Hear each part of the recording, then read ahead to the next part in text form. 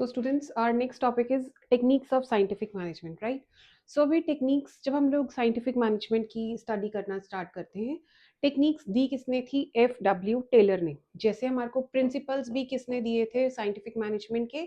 F.W. Taylor ने दिए थे। ऐसी टेक्निक्स भी किसने दिए हैं हमारे को? F.W. टेलर ने। So we are starting with our first technique, that is functional foremanship, right? Functional foremanship का मतलब समझो क्या है। टेलर ने एडवोकेट किया कि ऑर्गेनाइजेशन में अगर आपने काम करवाना है तो किस तरह से काम हो सकता है? फंक्शनल फोरमैनशिप के थ्रू।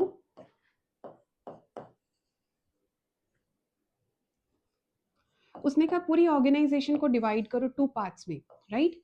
कुछ लोग होंगे जो कौन से हैं, जिसको हम क्या बोलेंगे? Planning department. कौन सा डिपार्टमेंट? Planning department. एंड कुछ लोग होंगे जिनको हम क्या बोलेंगे? Production department, right? अब जो प्लानिंग वाले हैं, प्लानिंग वालों का काम क्या है? प्लान करना, जिसको हम क्या बोलते हैं? थिंकिंग फंक्शन, सोचने का काम है। एंड जो उनसे प्रोडक्शन वाले लोग हैं, प्रोडक्शन को हम लोग क्या बोलते हैं? डूइंग फंक्शन, जो काम करते हैं, राइट? अब इसने क्या कहा? इन दोनों के नीचे, प्लानिंग के नीचे अंडर एंड प्रोडक्शन के अंडर, हमने कहा चार चार स्पेशलिस्ट हैं। इसके अंडर भी चार स्पेशलिस्ट, इसके अंडर भी चार स्पेशलिस्ट। और चार स्पेशलिस्ट कौन से हैं हम अगर स्टडी करें तो? These are are four specialist. 1 2 3 4 किसके अंडर? प्लानिंग के अंडर। अभी हम करते हैं इसे। एंड प्रोडक्शन में again speed, gang, these 3 and 4। So these 4 are specialist, इसके अंडर आ जाएंगे, right? These 4 specialist will be here, इसके अंडर, प्लानिंग के under, and 4 specialist will be under production के अंडर, राइट? एंड इनके अंडर, सबके under जितने भी वर्कर्स हैं, इनके अंडर कौन होगा काम कर रहा है? सारे वर्कर्स को इन सबकी बात माननी पड़ेगी। जो ये वाला बोलेगा, जो ये बोलेगा, जो ये बोलेगा, जो ये बोलेगा, इस तरफ, इधर से एंड इधर से। सो ये क्या है? उसने क्या कहा कि फंक्शनल फोरमैनशिप के अंदर प्लानिंग एंड प्रोडक्शन के दो फंक्शंस आर देयर। प्लानिंग वाले जो से हैं वो क्या काम करते हैं? सोचने का काम, थिंकिंग फंक्शन उनका है। और प्रोडक्शन काम किसका है? डूइंग वाला काम किसका है? प्रोडक्शन डिपार्टमेंट का, राइट? सो आगे आया हमारा, हमने यहाँ से स्टडी करना अगर स्टार्ट करें, functional foremanship according to this technique the task of supervision, that means पूरी ऑर्गेनाइजेशन में सुपरविजन का काम कैसे डिवाइड है? Into several specialised function. कुछ स्पेशलाइज्ड फंक्शंस होंगे and each function is given a specialist foreman, और हर एक के अंडर एक फोरमैन स्पेशलिस्ट है। He advocated separation of planning and execution function. तो प्लानिंग के साथ जो हम प्रोडक्शन फंक्शन या जिसे हम डूइंग फंक्शन कहते हैं, प्लानिंग का फंक्शन तो हो गया, इसे एग्जीक्यूशन वाले को हमने क्या नाम दिया था? Production function also, right? And each function to be managed by group of 4 foreman, और 4 फोरमैन होंगे टोटल के अंदर। टोटल ऑफ 8 स्पेशलिस्ट अभी हमने काउंट किए, which will guide and direct the worker, जो कि उन वर्कर्स को, उनके अंडर जितने वर्कर्स काम करें उनको डायरेक्ट करेंगे। The concept was extended to the lower level of shop floor. He also suggested two departments, production and planning department, right? अब देखिए क्या है, आपको केस स्टडी के लिए क्वेश्चन क्या आ जाता है? Separation of production and planning and execution function. तो हमारा केस स्टडी के लिए आया, हमने इसको नाम क्या दे दिया? Functional foremanship. क्लियर? आइडेंटिफाई करना होता है। और अदरवाइज फंक्शनल फोरमैनशिप का शॉर्ट क्वेश्चन भी आ सकता है 3 to 4 मार्क्स का। अब देखिए क्या है, अब इन्होंने क्या कहा? 8 functional departments are there, specialist are there, जिसमें से फर्स्ट प्लानिंग के अंडर कौन कौन आया? Instruction card clerk. देखिए नाम से ही है, इंस्ट्रक्शन कार्ड क्लर्क का काम क्या है? जितनी भी इंस्ट्रक्शंस हैं, ठीक है, ऑर्गेनाइजेशन में जितनी भी काम करने की इंस्ट्रक्शंस हैं, उसको ड्राफ्ट, उसको बनाने का काम किसका है? इंस्ट्रक्शन कार्ड क्लर्क का काम है। क्लियर हो गया? Second is root clerk. Root clerk का काम क्या है? आपने जैसे आपका प्रोडक्शन का रूट चलेगा, किस तरह से आपके स्टेज 1, स्टेज 2, स्टेज 3, आगे आपकी किस रूट के थ्रू आपकी गुड्स जाएंगी, that route is decided by, production का route is decided by route clerk, right. Next is time and cost clerk. अब आप ही देखिए क्या नाम नाम से ही पता चल रहा है, इन्होंने क्या करना है, टाइम और कॉस्ट शीट बनानी है कि किस टाइम पे कितनी देर मशीनरी चलेगी, किस टाइम उसका स्टार्ट टाइम है, किस टाइम उसका स्टॉप टाइम है, उसकी कॉस्ट कितनी आ रही है, वो सब खर्चा कितना पड़ रहा है उस मशीन के ऊपर, वो सब चीज़ों का काम किसका काम है, टाइम एंड कॉस्ट क्लर्क का। Right. Next is disciplinarian. Disciplinarian का काम क्या है, उसने ऑर्गेनाइजेशन में नाम से ही है डिसिप्लिन है ना, दैट मीन्स उसने क्या इंश्योर करना है कि ऑर्गेनाइजेशन में obedience of rules and regulation discipline maintain रहे। राइट। अभी ये कौन से थे चारों, प्लानिंग वाले थे। अभी now next is production department. अब प्रोडक्शन में फर्स्ट आया that is speed boss.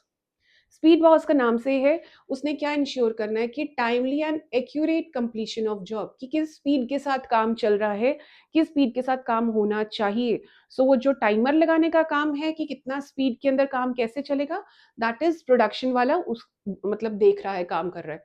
Next is gang boss. अब गैंग बॉस का काम क्या है, to keep machines and tools ready. अब मशीन्स एंड टूल्स जो रेडी रखनी है ताकि जब लेबर आए उनके पास सारे टूल्स इक्विपमेंट्स अवेलेबल हों, तो वो क्या काम है, किसका काम है, गैंग बॉस का। क्लियर हो गया। उसके बाद next is repair boss. Repair boss का काम है अपनी ये इंश्योर करना कि machine and work condition, working condition जितने भी हैं, क्या वो एम्प्लॉयज के लिए सेफ हैं, proper working conditions are available, equipments जो से वो रिपेयर्ड है, सही कंडीशंस में है या नहीं। Next is inspector. इंस्पेक्टर का काम क्या है, क्वालिटी ऑफ वर्क, जो जितना भी काम हो रहा है उसकी क्वालिटी किस तरह की, उसको चेक करना। Now next is second is standardisation and simplification of work. अब देखिए दो इसमें प्रिंसिपल्स टेक्निक्स कवर हो रही है, नंबर वन इज स्टैंडर्डाइजेशन की and number two is simplification की। स्टैंडर्डाइजेशन मीन्स क्या है, हर काम का एक स्टैंडर्ड फिक्स कर दिया जाए। स्टैंडर्ड का मतलब क्या, एक टारगेट कह दिया जाए, एक क्वालिटी, एक बेंचमार्क, जिसे मैं यहाँ पे भी लिख देती हूँ। स्टैंडर्ड मीन्स क्या है, किसी चीज के लिए बेंचमार्क या टारगेट, या हम इसे क्या बोल सकते हैं, यार्ड स्टिक। राइट। सो अभी यहाँ पे क्या है कि स्टैंडर्ड फिक्स कर दिया जाए for every phase of business operation in terms of quality, quality wise भी चीजों का, क्वांटिटी वाइज भी, कितनी क्वांटिटी मैन्युफैक्चर होनी चाहिए एक दिन में, एक घंटे में। उसके बाद certain values, the standards are benchmarks, ये देखिए उसने लिखा ही है, ड्यूरिंग द प्रोडक्शन। और ये जो आपने क्वालिटी का, क्वांटिटी का, टेम्परेचर का, वर्किंग कंडीशंस, ह्यूमिडिटी, मॉइस्चर, इन सबके जो टाइम सेट किए हुए हैं, दैट इज कॉल्ड क्या है, स्टैंडर्डाइजेशन। सो देखिए लिखा है, similarly working conditions like temperature, lighting, ventilation, humidity, it is humidity, right, humidity should also be standardized. Right. Next is example, standard type can be fixed to produce a given level of output, कि अगर दिन में pen manufacture करने हैं, 200 pen manufacture करने हैं, तो उसके लिए कितना घंटा लगेंगे। So that means standard fix कर देना। राइट। उसके बाद आया if the workers take more time, अगर वर्कर्स ने इससे ज्यादा टाइम लिया then the standard time, corrective measures, उसको देखा जाएगा किस तरह उसकी प्रोडक्शन को हम तेज कर सकते हैं जो गुड्स प्रोड्यूस हो रही हैं, सो दैट वो उतने स्टैंडर्ड टाइम में कंप्लीट हो जाए। फॉर एग्जाम्पल, आप देखिए आपका पेपर है, 3 आवर्स में कंप्लीशन टाइम है। आप जब सैम्पल पेपर ट्राई करते हो, घर पे प्रैक्टिस करते हो, आपको पता है 3 आवर्स में this paper should be solve with revision part, जो आपने अंडरलाइन करना है, मार्किंग करनी है, उसके साथ प्रेजेंटेशन के साथ। Right. In case if you feel कि यार सैम्पल पेपर हमारा टाइम पे नहीं खत्म हो रहा, व्हाट विल यू डू, आप नेक्स्ट के अंदर करेक्टिव एक्शन लोगे, कहाँ पे स्पीड तेज करनी है, कहाँ पे टाइम किन क्वेश्चंस पे बचाना है, एमसीक्यूज पे कैसे टाइम बचाना है हमने, सो वहां पे आप क्या लोगे, करेक्टिव एक्शंस। राइट। उसके बाद नेक्स्ट इज सिंप्लीफिकेशन। सिंप्लीफिकेशन का मतलब क्या है, देखो वर्ड सिंपल से आया। अब कहते हैं आपके पास जितने भी अननेसेसरली आपने प्रोडक्ट्स की वैरायटीज बनाई है, साइज बनाया है, क्वालिटी बनाई है, उस सबको क्या कर दो, एलिमिनेट। एलिमिनेट मतलब खत्म कर देना। ठीक है, खत्म कर दीजिए जो भी है, ताकि सिंपल आपका काम रहे। And rates of product manufactured by organisation, this will result in saving of cost, आपकी कॉस्ट बचत होगी, लेबर मशीन की कॉस्ट बचत होगी, और आप बेटर कंट्रोल अपनी एक्टिविटीज के ऊपर कर सकते हैं। राइट।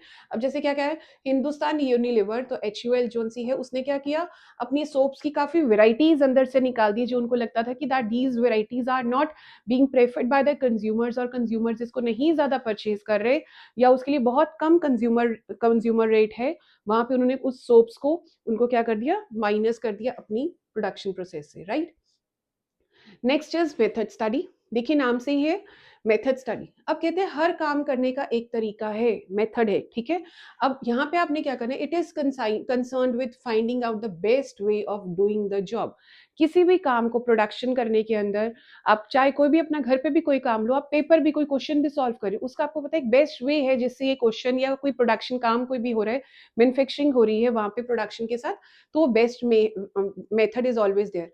अभी कहते हैं क्रिटिकल एनालिसिस, आप क्रिटिकली एनालाइज करो पूरी प्रोसेस को। क्रिटिकली एनालाइज करने मींस आप पॉजिटिव नेगेटिव्स देखो कि किस तरह हम कौन सी चीज को अवॉइड कर सकते हैं, कौन सा best method. 10 methods are available, 10 में से हमने एक मेथड कौन सा चूज करना है जिसके साथ काम हमारा बेटर होगा। सो उसके लिए क्रिटिकल एनालिसिस करेंगे हम वेरियस प्रोसेसेस का। This is done to minimise the cost. और ये क्यों मेथड को स्टडी किया जाता है, ताकि आपकी कॉस्ट की बचत हो in production and maximise quality, आपकी क्वालिटी बढ़िया हो जाए and satisfaction of customers. Clear हो गया। सो मेथड को आपने स्टडी करना है। इसके लिए एग्जांपल आया, see this is example important है। To design a car, production manager decide the sequence of operations, place for men, material and machinery. तो कहते हैं कि अगर आपने कार जब मैन्युफैक्चर करनी है तो आप ये सारी चीजों को देख रहे हो, क्या सीक्वेंस होगी, किस तरह से हम लोग जो कार के पार्ट्स हैं किस तरह से असेंबल किए जाएंगे, सीक्वेंस में किस तरह से कार असेंबल की जाएगी, सो दैट क्या है आपकी क्वालिटी, प्रोडक्शन कॉस्ट कम हो, क्वालिटी इंश्योर हो जाए, right. Next is motion study. Motion study क्या है, motion means body movements, body movements, right. अब कहते हैं कि आपने ये ध्यान रखना है कि किस तरह से हम लोग मोशन को स्टडी, बॉडी मूवमेंट्स जितने भी हमारे वर्कर्स लगे हैं उनकी बॉडी मूवमेंट्स को हमने चेक करना है। बॉडी मूवमेंट्स चेक करना मीन्स आप अवॉइड कीजिए जितने भी अननेसेसरी बॉडीली मूवमेंट्स हैं, राइट। फॉर एग्जाम्पल मैं आपको थोड़ा सा बताती हूँ एग्जाम्पल। एक ब्रिक किलन है जिसे पट्टी बोलते हैं हम, ब्रिक किलन है जहाँ पे एक लेबर क्या कर रही है, सांचे के अंदर उसने डाला उसका मटेरियल एंड वो किलन के अंदर रखकर आ रही है, राइट। अब भट्टी में रखकर आ रही है वो ब्रिक, उससे मैन्युफैक्चर हो रही है। अब कौन से तरीके हैं जिसके साथ हम इजिली एक एक करके सामान लेकर जाना विल बी वेरी डिफिकल्ट। उसके कितने चक्कर लग रहे हैं, आ रहा है जा रहा है, लेबर आ रहा है फिर जा रहा है।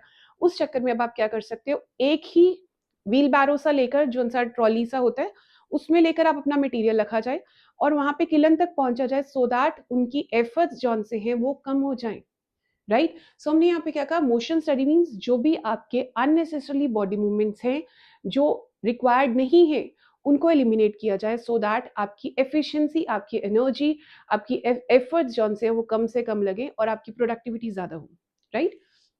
अब देखो लिखा है, it refers to making thorough analysis, it is thorough,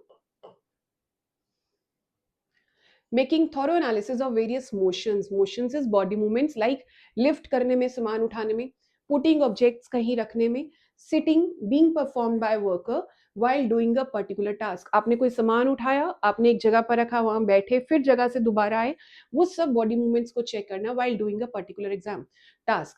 on close examination it is possible to find out productive. अब आपने क्या, हम पता चलेगा आपको कौन सी मूवमेंट्स आपके प्रोडक्टिव है, इंपॉर्टेंट मूवमेंट्स है जो जिसके बिना काम नहीं चल सकता, कौन सी मूवमेंट है जो इंसिडेंटल है। इंसिडेंटल मीन्स वो होनी ही होनी है, उसको यू कैन नॉट अवॉइड कि अगर ऑब्वियसली मुझे सामान उठाना है तो I have to bend only, right.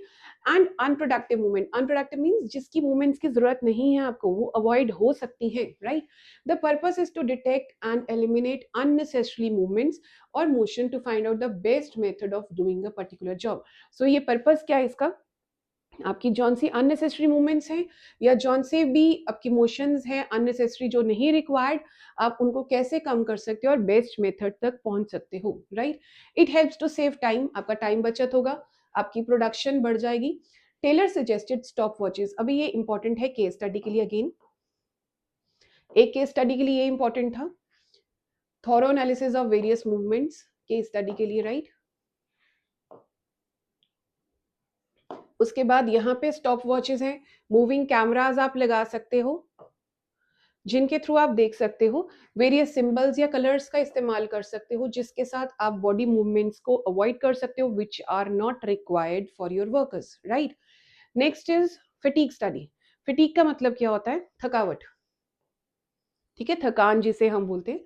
अब कहते हैं एम्प्लॉयज ऑब्वियसली जब काम कर रहे हैं मशीन्स के ऊपर, नजर लगा रहे हैं, प्रॉपर हाथ चल रहे हैं उनके, बॉडी एक प्रॉपर पोजीशन में खड़ी है जिस तरह से उन्होंने रॉ मटेरियल डालना है, फिर उसके बाद आउटपुट यूनिट से निकालना है, तो अब क्या है, एम्प्लॉयज विल फील फटीग, ठीक है, थक जाते हो, जैसे आप लोग भी पढ़ पढ़ कर थक जाते हो, ऐसी फैक्ट्रीज में भी क्या है, फिटीक स्टडी की जाए। ये इट इज ऑल ऑर्गेनाइजेशंस में, चाहे आप लोग घर पे पढ़ रहे हो, चाहे मम्मा कोई काम करे, चाहे फादर आपका कोई बिजनेस में काम करे, चाहे कोई भी वर्कर भी है, तो आप जरूर स्टडी करो कि फटीक स्टडी क्या है, कि आपको थकावट या थकान कितनी देर बाद आपको रेस्ट चाहिए है उस थकान के बीच में, right.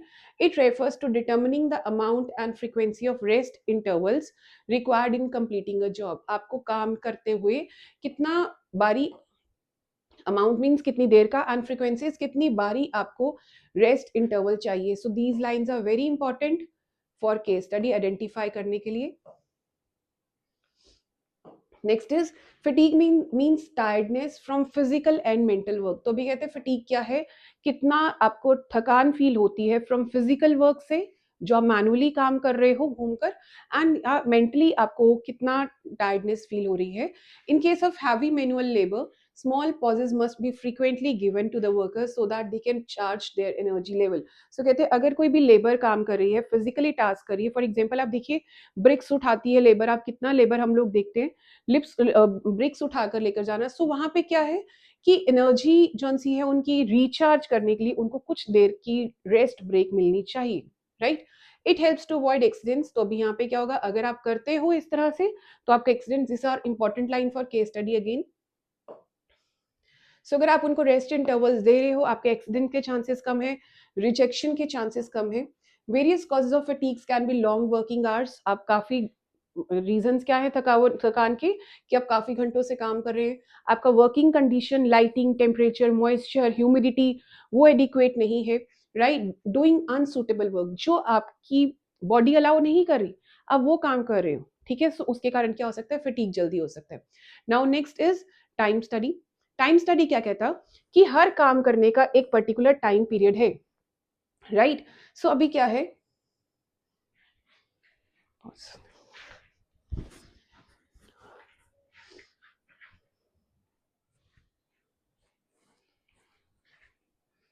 So now next is time study, right.